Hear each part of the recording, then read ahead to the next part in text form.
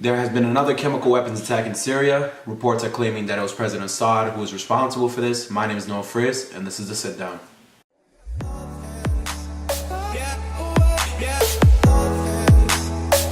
Hey you guys, so before we start, just want to let you know that all the information, all the resources, all the articles that we use to gather our information from is going to be provided in the description below, just so you guys can have that, check it out, and verify our information. So what we're talking about today is pretty simple. On April 7th, over 43 people died in a chemical weapons attack, and reports are stating that the chemical weapons attack was being led by the Assad regime. Before I even begin, I want to say my prayers are out to the families of the individuals who are victims of this, to the people of Syria who have been subjected to civil war for the past 8 years, I believe. 5 to 7 years. And, you know, it's 2018. We shouldn't be having chemical weapons attack. I think that we need to move past these things, and it's unbelievable that it's going on. So, of course, the rest of the free world thought the same thing. President Trump had, in response to this, canceled his tour in Latin America and is trying to focus on this issue, and has recently stated that, as recent as about 7 hours ago, that we will be bombing Syria very soon. I also know that reports are stating that Israel had also led a bombing against Assad's regime. In response to all this, you know, Russia's playing the dodging game, and Russian Foreign Minister Sergei Lavrov even went as far as saying that this entire attack was staged by the United States and Britain in the hopes of toppling the Assad regime. Now, why does all this matter now? Why am I talking about it? Pretty simple. We're going to attack Syria, and we need to get into what people are recommending for as a way to deal with this issue, especially since it's not a nuance. It's been going on since about 2012. President Obama dealt with this issue. The whole red line statement he made, you know, if Assad uses chemical weapons, that's the red line, and once he crosses that red line, we're going to attack. He crossed the red line, and Obama did nothing. And, you know, Trump dealt with this last year around the same exact time. And it's ironic because it's happening in the same way. Last year, Trump said, we're pulling out of Syria. What does Syria do? Attack their people with chemical weapons. This year, same thing. Trump says we're going to be, that we're going to pull out of Syria. What does Assad do? Uses chemical weapons. So, you know, Trump responded how he responded. Mother of all bombs. Bombed them to heck, but clearly it didn't work because we're now here again. And, you know, a lot of people are saying, well, moving forward, Trump should do this. And I think this is the definitive recommendation from a lot of different individuals, especially those from both the left and the right. And it's pretty simple. Remove Assad. Now, how we go about doing this, a lot of people have very different opinions. A lot of people are saying diplomatically, you know, you somehow get him to agree to transition out of that position. Other people are saying, well, boots on the ground, arming Syrian resistant groups, and just strategic bombing. Now, I just want to really get into the concept of removing Assad, because I keep hearing it and I keep seeing it, and I keep hearing all these recommendations, especially those three big ones: boots on the ground, arming of Syrian resistant groups, and you know, strategic bombings. And I want to have a legitimate conversation as to why the removal of Assad will not happen, most likely, or if it does happen, it will be probably the top 5 biggest mistakes of our foreign policy decisions in the 21st century. So let's start off with why it won't happen, or most likely won't happen. Russia. Now, if you don't know, Russia and Syria are allies, and I think they have a military agreement. I know they have an oil agreement. I'm not sure if they have a military agreement. And I think it's the only reason why Syria is even a talking point in anyone's conversation. Let's be honest, this issue would have been resolved years ago if Russia wasn't backing Syria. And I think that's what makes it such a dicey situation, is because it's a proxy war. We've been arming Syrian rebels since probably the beginning of the war, since Hillary Clinton was Secretary of State. So, you know, and then Russia comes in and starts arming Assad and supporting him. So the big thing then becomes, well, how do we deal with this situation? How do we not start a war with Russia, or start pushing, get it to a point where Russia needs to get involved physically and militarily and politically. So I think that when we have these conversations, we don't look at what Russia wants out of this. And the reality is, I've not heard a legitimate reason as to why Russia is involved with Syria to begin with. I think that a lot of pundits like to say, well, because Vladimir Putin is a power seeker, he's trying to instigate war with the United States. I think because he doesn't believe in these principles of democracy, freedom, and liberty. On the other end, I've heard foreign policy specialists say some really, really insightful things, and they've looked and analyzed at Russian foreign policy and Russian national interests, and they've given probably what I think two of the best explanations as to why, and we're going to go into that. And the first one is Russia has a security reason for being in this war, and we're being in this conflict. And by that I mean, if we actually look at U.S. foreign policy in the past couple of years, it's consistent of removing dictators and putting in nation rebuilding and putting in new governments. And the best example of that is Muammar Gadaffi in Libya and Saddam Hussein in Iraq.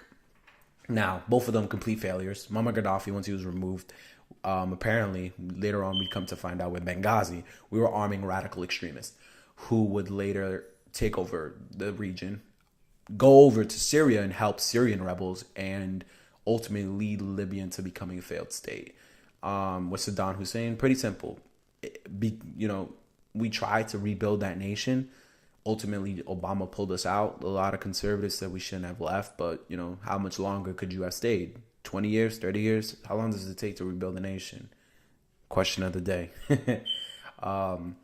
But he ultimately did leave, and what happened? ISIS. They got their foothold. They started radicalizing people, started gaining supporters from other parts of the region, and they took over the area.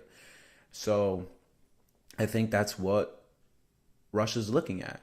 I don't want another ISIS. We just got rid of the one we just had. We can't trust the people in this region to do anything about it, because when ISIS was around, there was people in the Turkish government, there was people from Saudi Arabia's government, there was people from Iran's government arming and funding these individuals. So how are we expected to support the concept of removing Assad from that region and possibly creating another quagmire and another power vacuum? Now, you're probably wondering, well, why the hell does Russia care? Because unlike us, Russia actually lies on the border of the Middle East. Iran and Afghanistan are on their borders. So if violence breaks out, another ISIS rises, then that spreads into their borders and their region, and that threatens their national security. Another big fact that a lot of people don't know, since 1970, over 3,500 people have died in about 800 attacks.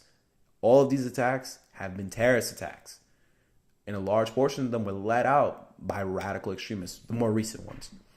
So, and Islamic radical extremists, just to be specific on that. So I completely understand why Russia's in the position they're in and why they're doing what they're doing.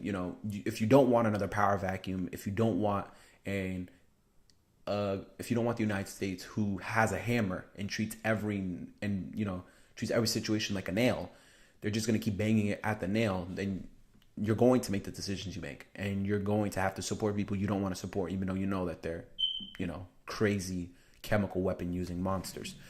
The other thing is economics. Russia has been pushing for more oil agreements with Iran, Syria. Iran and Syria are very close allies, militarily and economically. And, they're trying to build a better relationship with the region. And again, of course, that's a security reason, but also an economic.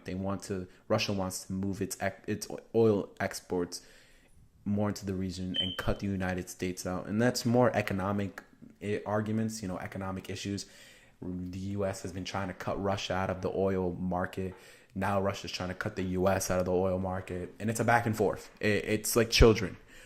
It's not in my opinion, I don't think that's the focal point of their foreign policy decision. I don't think it's the beyond an end on of it all. I don't think Russia's backing Assad because of oil.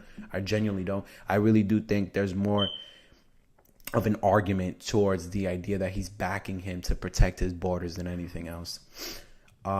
Now, looking at the ways people want to actually get rid of him, because let's say we do get rid of him, people are saying, well, we should arm Syrian rebels. Not going to work. It's already been done. It failed miserably.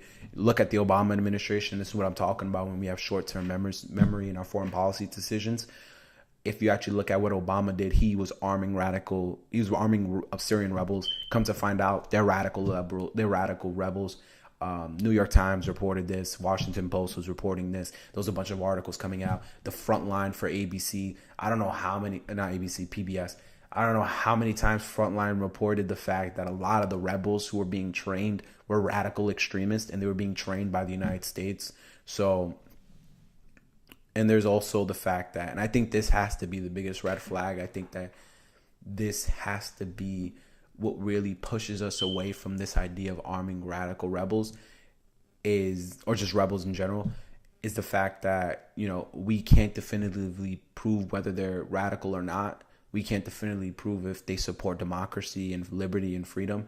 And I personally don't believe they do, because back in 2013, the UN did an entire investigation when I believe this might have been the second chemical weapons attack. When I was looking it up, I couldn't find the dates on that, but it was either the second or the first, might have been even the third chemical weapons attack in Syria. The chemical weapons attack, the United States kept blaming Assad. Come to find out, it was led by the rebels that the United States was arming. They were even taking credit for it on Russian television. A known general of the Syrian rebel army was taking credit for that chemical weapons attack. And the UN would further prove it with the 2013 report. So that's a red flag. If you can't prove somebody's a radical extremist or not, and you have evidence that that same group used chemical weapons, then why are you even discussing arming them again and supporting them? It blows my mind.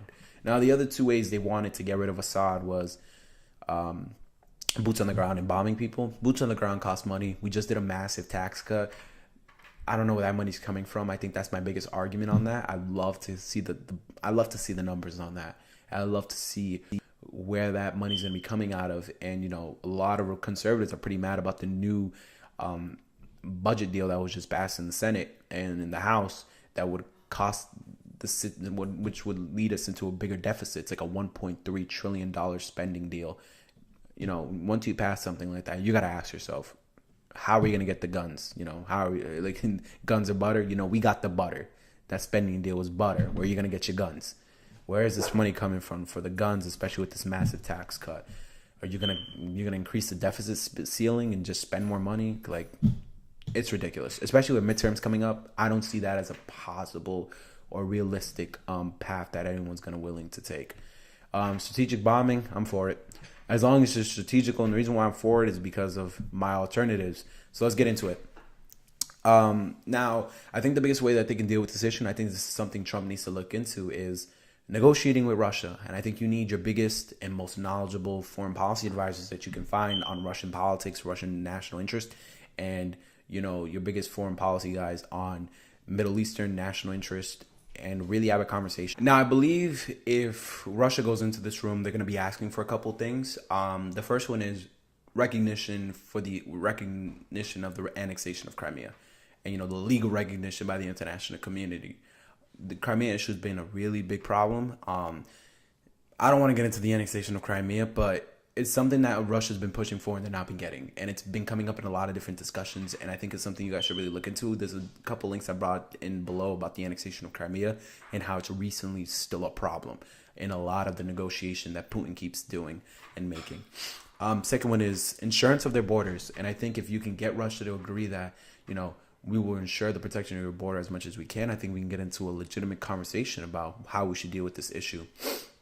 Now, my second proposal is you either got to remove or control Assad. And I think once you get Russia on board, you can do either the former or the latter. I would pick the former. You got to control Assad. I don't think, I meant the latter because I said remove first. So I prefer the latter, because if you control Assad instead of removing him, you have more stability in retrospect. If you can remove him and get a legitimate power structure there, that's going to ensure stability and ensure that radical groups don't rise and get control of government structures and oil fields and money and resources. Perfect, fine. We have a ball game. But if you can't, then you control him, and you control him by sunning him. Remind him you're a little country with a little military defense budget. With nothing but all you have is oil. And if oil had no relevancy, you would have no relevancy.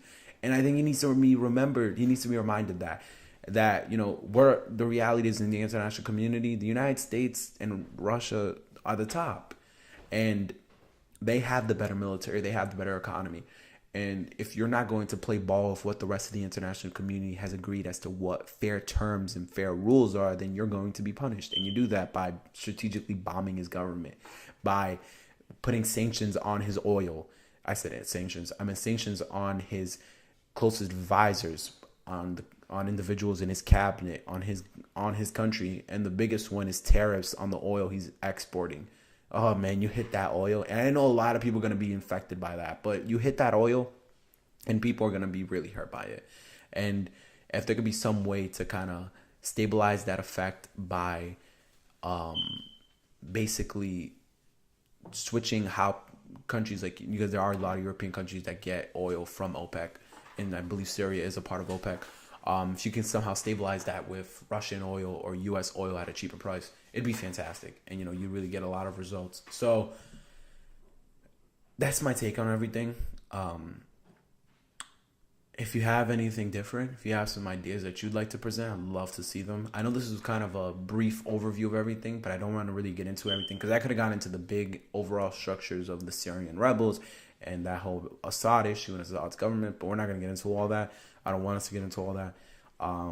If you guys have a different take on it, if you think getting rid of Assad would be the best thing and just kind of keeping Russia out of it would be fantastic, I'd love to hear your arguments and some of the resources you have to back that. Again, thank you guys for watching. I'm going to be making a lot of more videos. I'm sorry for the delay in these videos, but we're going to be talking about a lot of things. Next video will probably most likely be about what's going on with China. Again, thank you guys. Really love the support. Really love the fact that you guys are watching. I hope you learned something. If you have any more questions, feel free to hit me up. Again, my name is Noel Friz, and thanks for sitting down with me. See you next time.